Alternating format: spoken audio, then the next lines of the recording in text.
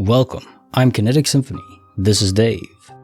I hunt down and report on weird and true mysterious stories, from glitches to the supernatural. Case file number 2016, written by Djinimbus. A snap, a mark, and a kid gone dark. I was around 7 or 8 years old. I was staying with my grandmother and her dog on a Saturday.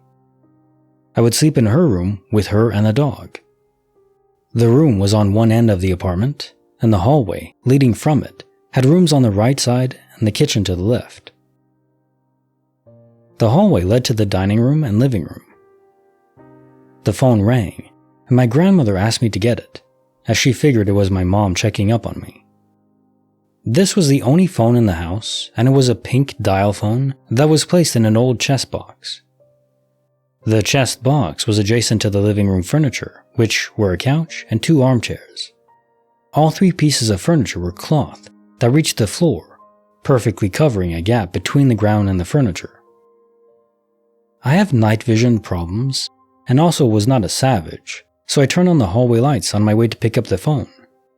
The armchair closest to the phone faced away from the phone, and was at a distance that I could lean back on it and the cord would still reach.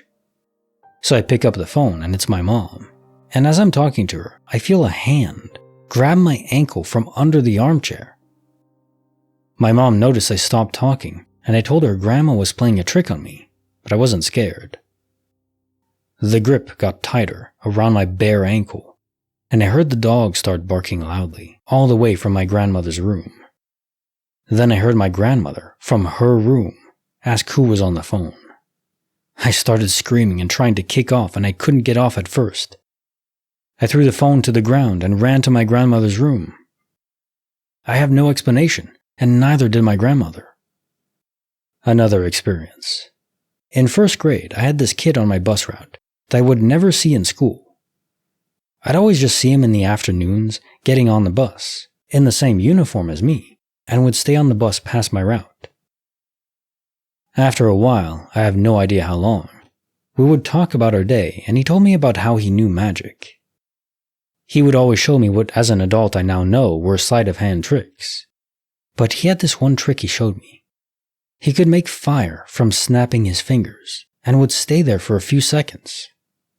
I remember thinking it was a match or a lighter, but I would never be able to catch it. I kept asking him to show me, and he finally did. Literally, all he did was put his fingers after snapping on my fingers, and I could do it briefly. It never hurt, it just felt slightly hotter than warm. I just remember for some days on the bus I kept doing it, and he told me not to do it too much. I accidentally put my hands too close to the side of the bus, which had a gray cloth interior, and left a burn mark on it. The next day he wasn't there anymore. I couldn't do it, and never saw him again. The burn mark stayed there for years, and I never got an answer.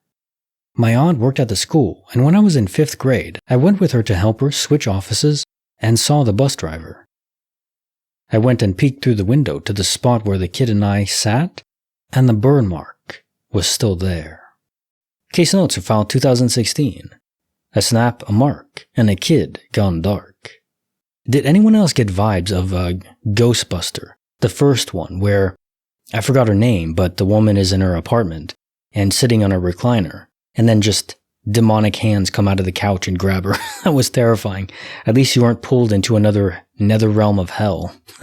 Or Dozer was his name? I don't remember, but I do remember the scene. I never remember names. Yeah, so it wasn't as bad as that, but still freaky as hell. Was it just a human that broke in and was hiding under the recliner? I don't think so. Doesn't really make sense, and of course, you would have seen that after the fact. Terrifying though. Case file number 2017, written by Jadiana. From Bar to Bizarre, the Time Twist Memoir. Some years ago, I worked as a cocktail waitress at a bar in LA. Bar closed at 2 a.m., and it usually took us an hour or more to clean up and close. I lived about a mile away, so I would often stop at the convenience store after work and get something to eat, microwave crab, etc. I remember looking at the clock in the store, and it said something like 1:35. I dismissed it because I know about what time it was, and I buy my crap and go home. I get home and my roommate is still up. I comment to him that he's up late, and he turns and asks why I'm home early. You can see where this is going. So we, at each other, check the clocks in the apartment, call time, yes, this is how long ago it was, and sit for a moment trying to figure out what's going on. It's not daylight savings time, and the time wasn't just off by an hour anyways, so we can't figure it out. I even call my work, but the number is busy and later no one answers. Next night, I go to work, I ask my boss if he turned the clock ahead. I mean, it seems unlikely to me, but maybe. He told me no and seemed puzzled that I would ask. I then asked my coworkers and boss what time they got home, and everyone got home at the correct time, except for me. Case notes for 2017. From Bar to Bizarre, the Time Twist Memoir.